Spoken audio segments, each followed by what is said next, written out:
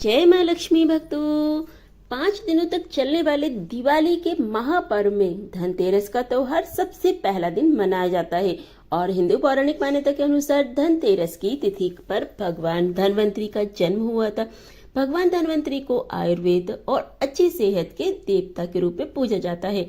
दिवाली पर धनतेरस के दिन भगवान धनवंतरी की पूजा करने से जीवन में सुख, समृद्धि, ऐश्वर्य और अच्छी सेहत का आशीर्वाद प्राप्त होता है।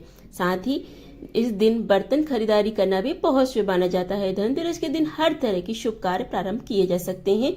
इस दिन विशेष रूप से सोना, चांदी, आभूषण, नए बर्तन और आदि चीजें खरीदी जाती हैं। धनतेरस के दिन इस प्रकार की विशेष चीजें खरीदने पर माँ लक्ष्मी जी का आशीर्वाद प्राप्त होता है। ऐसी मान्यता है कि धनतेरस के दिन हम जिस भी वस्तु की खरीदारी करते हैं उसमें 13 गुना की वृद्धि होती है। इसलिए आपको ध्यान रखना है कि कोई भी ऐसी गलती ना करें, ऐसी वस्तु ना खरीदें जिससे कि आपको अशुभता प्राप्त हो। धनतेरस के दिन यह चीज कौन सी है, खासकर में आज के इस वीडियो में बताएंगे कि आपको इन विशेष चीजों में आपको कुछ ना कुछ जरूर खरीदना चाहिए। अगर आप ये सभी वस्तुएं ना खरीद पाए तो इनमें से जो भी आपकी सामर्थ्यता है वो वस्तु आप खरीद सकते हैं, ला सकते हैं। धनतेरस के दिन महालक्ष्मी जी, कुबेर देवता और धनवंतरी भगवान की पूजा करने से घर में हमेशा धन, धान्य, सुख, सुविधा और वैभव से भरा रहता है। धनतेरस के दिन जो लोग सोने चांदी से बने हुए आभूषण, सोना चांदी ना खरीद पाए उन्हें भी इस दिन कुछ चीजें अवश्य ही खरीदनी चाहिए। सबसे पहली वस्तु है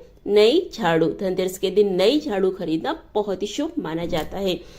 माँ लक्ष्मी जी का प्रतीक माना जाता है और ऐसा माना जाता है कि नई झाड़ू से धनतेरस के दिन पहले पूजा करके फिर उसका प्रयोग करने से घर की सारी नकारात्मक ऊर्जा दूर हो जाती है और घर में सुख समृद्धि का वास हो जाता है।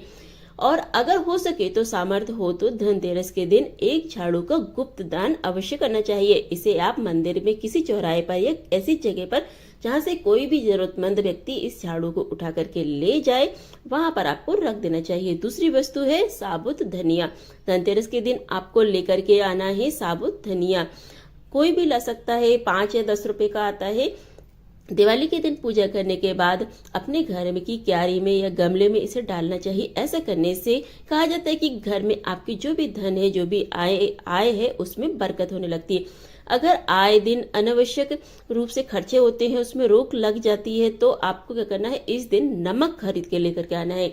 अगर आप डली वाला नमक ला सकते हैं तो बहुत ही ज्यादा शुभ है, नहीं तो आप पैकेट वाला नमक भी ला सकते हैं। जो भी आपको ला सकते हैं वह ले आइए। धनतेरस से लेकर दिवाली के अगले दिन तक गोवर्धन पूजा, भाई दूज, उसका प्रयोग आपको करना है। इन 5 दिनों तक लगातार आपको नमक का पोछा लगाना है घर में। ऐसा करने से एक तो दरिद्रता दूर हो जाती है और घर से नकारात्मक ऊर्जा भी दूर हो जाती है। चौथी चीज लेकर आना है आपको क्या, गोमती चक्र। गोमती चक्र जिस घर में गोमती चक्र होता है ना, वहाँ सुख, सौभाग्य और समृद्धि की वृद्धि होती है।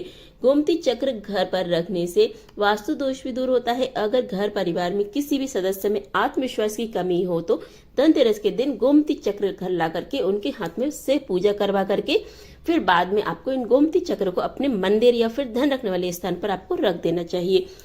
ऐसा करने से जो भी संबंधित परेशानी है वह दूर हो जाती है। 5वीं वस्तु आपको कहाँ से लेनी है, जो भी पूजा वाली दुकान होती है वहां पर आपको यह वस्तु आसानी से मिल जाएगी। 5वीं वस्तु है कौड़ियाँ। कौड़ियाँ कैसी लेनी है, 5 कौड़ियाँ आपको लेनी है, या फिर आप पीले रंग की कौड़ियाँ ले सकते हैं या आप सफेद रंग की कौड़ियाँ ले सकते हैं। जिस घर में कौड़ियाँ होती है वहां पर महालक्ष्मी जी की हमेशा वास रहता है। कौड़ियाँ महालक्ष्मी को आकर्षित करती हैं, इसलिए आज के दिन आप 5, 7, 11, 21 जितनी भी आपकी सामर्थ्यता हो आप कौड़ियाँ जरूर लें। धनतेरस की शाम को या फिर दिवाली की रात को इनकी पूजा करके आप रोली, कुमकुम, अक्षत अर्पित करके एक लाल कपड़े में बांधकर अपने धन रखने वाले स्थान पर रख दीजिए। वहां पर रख देना है। हर साल आप इन्हीं पुरानी कौड़ियों की पूजा कर सकते हैं। हर साल आपको कौड़ियाँ खरीदने की आवश्यकता नहीं है। यदि आप नई कौड़ियाँ खरीदना ही चाहते हैं तो पुरानी कौड़ियों को आप जल में प्रवाहित कर दीजिए। छठी वस्तु है श्री यंत्र। श्री यंत्र खरीदते समय देख लीजिए कि उसे सभी चिन्ह जो होते हैं, निशान जो होते हैं, वो अच्छे से अंकित होने चाहिए। श्री यंत्र जिस घर में होता है, नियमित रूप से श्री यंत्र की पूजा जिस घर में होती है वहां पर भी कभी भी धन का अभाव नहीं रहता है। श्री यंत्र की उत्पत्ति को लेकर धार्मिक पुराण में कुल लेख मिलता है कि एक बार महालक्ष्मी जी प्रसन्न होकर पृथ्वी से बैकुंठ चली गई। माता से रुष्ट होकर जाने से धरती पर बहुत सारी समस्याएं प्रकट हो गई। ब्राह्मण और महाजन बिना लक्ष्मी, ब्राह्मणों में श्रेष्ठ वशिष्ठ मुनि ने निश्चय किया कि मैं लक्ष्मी जी को प्रसन्न कर पृथ्वी पर वापस ले आऊंगा। जब मुनि वशिष्ठ बैकुंठ में जाकर माँ लक्ष्मी जी से मिले तो उन्हें पता चला कि माँ लक्ष्मी तो अप्रसन्न है, वे किसी भी स्थिति में पृथ्वी पर आने को तैयार नहीं है। तब वशिष्ठ जी ने वहीं बैठ करके भगवान विष्णु की आराधना की और नारायण ने प्रसन्न होकर मुनि वशिष्ठ को अपने दर्शन दिए। मुनि वशिष्ठ जी ने श्री हरि विष्णु से कहा कि हम पृथ्वी पर बिना लक्ष्मी जी के बहुत दुखी हैं, हमारे सारे आश्रम उजड़ गए, धरती पर वैभव खत्म होने वाला है।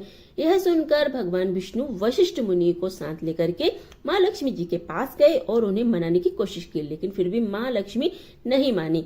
तब उन्होंने कहा कि मैं किसी भी स्थिति में पृथ्वी पर वापस जाने को तैयार ही नहीं हूँ। अब जब चारों दिशाओं में महालक्ष्मी जी की पृथ्वी पर वापस न आने की बात फैल गई, तब देवताओं के गुरु बृहस्पति जी ने युक्ति सुझाई। उन्होंने कहा कि अब श्री यंत्र साधना श्री ये एकमात्र उपाय है जिससे माँ लक्ष्मी जी को धरती पर आना ही पड़ेगा। गुरु बृहस्पति जी के निर्देशों से श्री हरि ने धातु पर श्री यंत्र का निर्माण किया और उसे मंत्र सिद्ध प्राण प्रतिष्ठा युक्त करते हुए दीपावली के दिन 2 दिन पूर्व धन त्रयोदशी को श्री यंत्र पर स्थापित करके विधि विधान से उसका पूजन किया।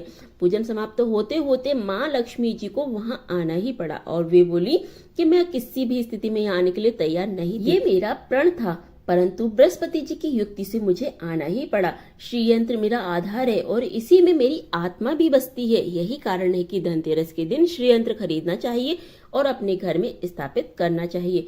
7वीं वस्तु है 7 मुखी रुद्राक्ष की माला, फिर 7 मुखी रुद्राक्ष हो। अगर आप धनतेरस के दिन 7 मुखी रुद्राक्ष को घर पर लाते हैं, फिर उसकी विधि विधान से पूजा करते हैं या भगवान शिव की पूजा में आप इसे रुद्राक्ष को प्रयोग करते हैं, तो किसी भी मंत्र जाप करते हैं तो उससे भी आपको घर में कभी भी कोई भी परेशानी नहीं आती है, किसी भी प्रकार की कोई अकाल मृत्यु नहीं होती है, क्योंकि दीपावली दियों का त्योहार माना जाता है। तो 8वीं वस्तु होती है दीपक। दीपक जलाया जाता है, धनतेरस के दिन भी दीप जलाए जाते हैं। अगर आप चाहते हैं कि आपके घर में साक्षात माँ लक्ष्मी जी का वास सदा रहे, तो पूरे वर्ष में आपको घर में धन की कोई कमी ना रहे, तो आपको कभी कर्ज लेने की नौबत ना आए, तो ऐसे में धनतेरस की शाम को आप 13 दीपक घर के अंदर जरूर जलाएं, घर के बाहर अंदर सब जगह 13 दीपक जरूर जलाएं। और धनतेरस के दिन 8वीं वस्तु होती है मिट्टी के दीपक, तो आप मिट्टी के दीपक जरूर लीजिए। अपनी सामर्थ्यता के अनुसार आप जितने भी लेना चाहते हैं, जरूरत के हिसाब से आप उतने ले सकते हैं, ठीक है। अब मिट्टी के दीपक का जो तेल रहता है, तेल सहित और बाती सहित, रुई सहित भी आप दान कर सकते हैं, इससे भी आपको माँ लक्ष्मी जी की कृपा प्राप्त होती है। इसके बाद 9वीं वस्तु होती है लक्ष्मी जी और गणेश जी की मूर्ति। लेकिन यदि आप मिट्टी की मूर्ति लाना चाहते हैं तो मिट्टी की, धातु की लाना चाहते हैं तो धातु की, सोने चांदी की, पीतल की, जो भी आपकी सामर्थ्यता है वह आप ले सकते हैं। अगर आपके पास पहले से मूर्तियां हैं तो जरूरी नहीं है आप हर दिवाली पर मूर्ति खरीदें, जो पहले से हैं आप उनकी हर साल पूजा कर सकते हैं। अगर आप हर साल मिट्टी की खरीदते हैं तो आप वह कर सकते हैं, लेकिन मिट्टी की जो मूर्ति रहती है उनका विसर्जन करना जरूरी होता है। विधि विधान से पूजा करने के बाद धनतेरस के दिन खरीदी गई मूर्तियों को दिवाली की शाम को पूजा करनी चाहिए। धनतेरस के दिन आप भगवान गणेश और महालक्ष्मी जी की मूर्ति खरीदे तो वो खरीदते समय ये ध्यान रखें कि दोनों मूर्ति अलग अलग होनी चाहिए और दोनों ही मूर्ति में भगवान गणेश और लक्ष्मी जी बैठे होने चाहिए, खड़ी मुद्रा में नहीं होनी चाहिए। जो मूर्तियां होती हैं खड़ी, वह उग्र स्वभाव की और चंचल मानी जाती हैं। अगर आप खड़ी मुद्रा में मूर्तियां लायक कराते हैं तो ऐसे में धन का अभाव आपके घर में लगातार बना रहता है। और आपको ध्यान रखना है कि जो मूर्तियां लेकर आए हैं वह वहीं कहीं से भी खंडित ना हो, टूटी ना हो। गणेश जी की प्रतिमा खरीदते समय ध्यान रखें कि उनकी जो सूंड है वह बाईं तरफ मुड़ी होनी चाहिए, उनका वह मूषक भी उसे मूर्ति में जरूर होना चाहिए। भगवान गणेश जी के एक हाथ में लड्डू या मोदक भी होना चाहिए और महालक्ष्मी जी जो मूर्ति है वह कमल के फूल पर विराजित होनी चाहिए। उनके हाथ में सिक्के या फिर सिक्के भरने वाली जो घड़ा रहता है वह होना चाहिए। ऐसी मूर्तियां घर में लाना बहुत शुभ होता है। बहुत से लोग आज के दिन उल्लू पर विराजमान मूर्ति या फिर तस्वीर घर पर लेकर आते हैं, लेकिन आपको हाथी या फिर कमल के फूल पर विराजमान लक्ष्मी जी की मूर्ति तस्वीर घर में लानी चाहिए। कभी भी प्लास्टिक जैसी चीजें नहीं लानी चाहिए, ना ही प्लास्टिक की मूर्ति खरीदनी चाहिए, ना ही प्लास्टिक का कोई भी सामान खरीदना चाहिए, ना ही कोई भी पूजा सामग्री आपको प्लास्टिक की लेनी चाहिए। मिट्टी या धातु की ही लेनी चाहिए, या फिर आप अष्ट धातु की भी मूर्ति ला सकते हैं। धनतेरस के दिन आपको 10वीं वस्तु क्या खरीदनी है? कुबेर यंत्र। जिस घर में कुबेर यंत्र होता है ना, तो वहां पर धन के देवता कुबेर का वास होता है। साथ ही माँ लक्ष्मी जी भी वहां पर वास करती हैं। आपको उत्तर दिशा में ही धन कुबेर यंत्र की स्थापना करनी चाहिए। इस दिशा का जो रहता है सही निर्माण परिवार की समृद्धि और खुशियों को लेकर के आता है। साथ ही अगर आपके घर में किसी तरह का कोई वस्तु दोष है, वास्तु दोष है, या फिर किसी व्यापार कारोबार नहीं चल रहा है, बरकत नहीं है घर में, लोग बहुत मेहनत करते हैं फिर भी उतना धन नहीं आ पा रहा है, धन आने से ज्यादा धन खर्च हो रहा है, मेहनत करने के बाद भी आपकी तिजोरी खाली रखी रहती है, तो उसे पूरा साल भरा रहने के लिए आपको धनतेरस के दिन और दिवाली के दिन कुबेर यंत्र की विधि विधान से भी पूजा करनी चाहिए। 11वीं वस्तु है सोने चांदी के आभूषण या फिर सोने चांदी का सिक्का। जो भी आपकी सामर्थ्यता है, आप अपनी सामर्थ्य के अनुसार कुछ भी खरीद सकते हैं, या फिर कोई चांदी का सिक्का ही खरीद लीजिए, उसकी भी आप पूजा कर लीजिए। यदि आपकी सामर्थ्यता ना हो तो आप सोने चांदी के आभूषण या सिक्के के बजाय मिट्टी के बर्तन या फिर एक चम्मच भी खरीद सकते हैं। उससे भी आपके घर में पूरे साल बरकत होती है। सब जानते हैं कि धनतेरस के दिन बर्तनों का खरीदना बहुत ज्यादा शुभ माना जाता है। 12वीं वस्तु है आपके बर्तन। बर्तनों में आप ध्यान रखें कि अगर आप पीतल के बर्तन खरीद सकते हैं तो पीतल के बर्तन खरीदना बहुत ही शुभ माना जाता है, या तांबे के बर्तन खरीद लीजिए। जिसकी जैसी सामर्थ्यता हो वैसे खरीद ले, नहीं तो आप स्टील के बर्तन भी खरीद सकते हैं।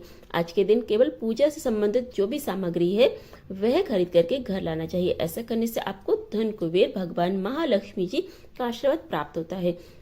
जिसकी सामर्थ्यता है वह अपनी सामर्थ्य के अनुसार कुछ भी चाहे वो खरीद सकता है, लेकिन बर्तनों में आपको लोहे के बर्तन भूल से भी नहीं खरीदना चाहिए। लोहे के बर्तन खरीदने से शनि दोष लगता है, और साथ ही शनि ग्रह से संबंधित परेशानी आपके जीवन में, आपकी कुंडली में, घर परिवार में आ सकती हैं, और राहु केतु का ग्रह भी बलवान हो जाता है।